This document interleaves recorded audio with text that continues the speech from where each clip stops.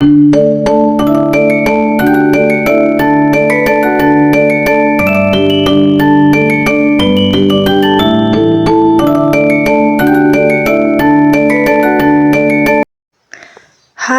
Assalamualaikum warahmatullahi wabarakatuh.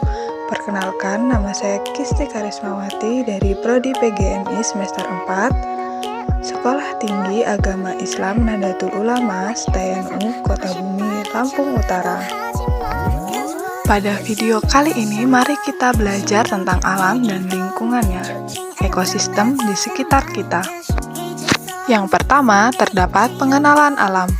Alam itu mencakup semua makhluk hidup seperti tumbuhan, hewan, dan mikroorganisme, serta komponen tak hidup seperti udara, tanah, dan air.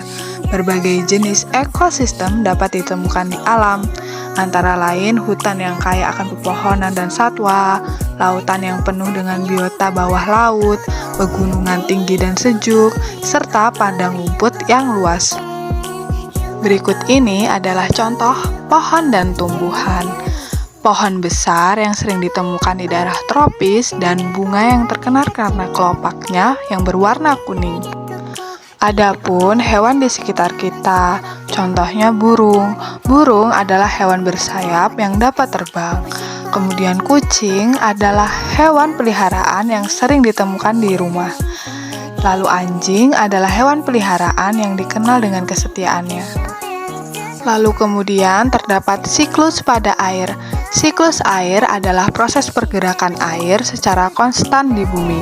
Prosesnya diawali dengan penguapan air dari lautan, sungai, dan danau, yang kemudian berubah menjadi uap air dan naik ke atmosfer. Uap air ini mengembun dan juga membentuk awan di atmosfer.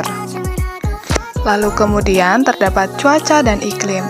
Cuaca adalah keadaan atmosfer suatu tempat pada waktu tertentu seperti suhu, kelembapan, angin, dan curah hujan yang dapat berubah dari hari ke hari atau bahkan dari jam ke jam. Iklim di sisi lain mengacu pada pola cuaca rata-rata di suatu wilayah selama periode waktu itu tertentu. Dengan kita menjaga kebersihan lingkungan, kita dapat memastikan sumber air bersih dan aman untuk diminum dan digunakan.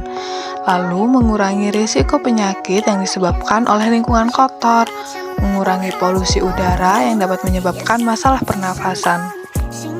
Kita bisa melakukan daur ulang dan pengelolaan sampah, mengurangi penggunaan plastik, hindari menggunakan plastik sekali pakai seperti kantong plastik, sedotan, dan botol air sekali pakai.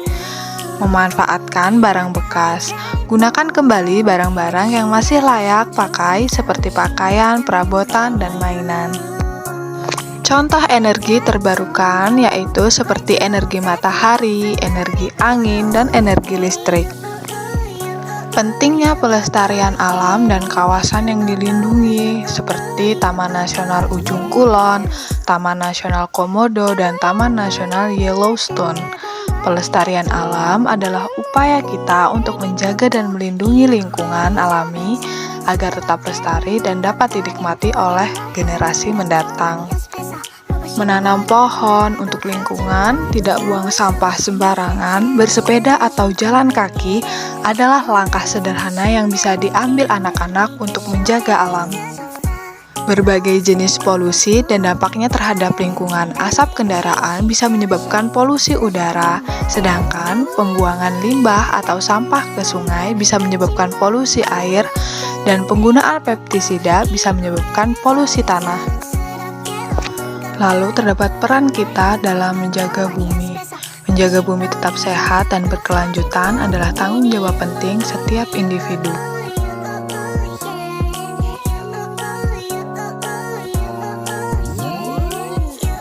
Terima kasih untuk semua orang yang telah berpartisipasi dalam menjaga lingkungan.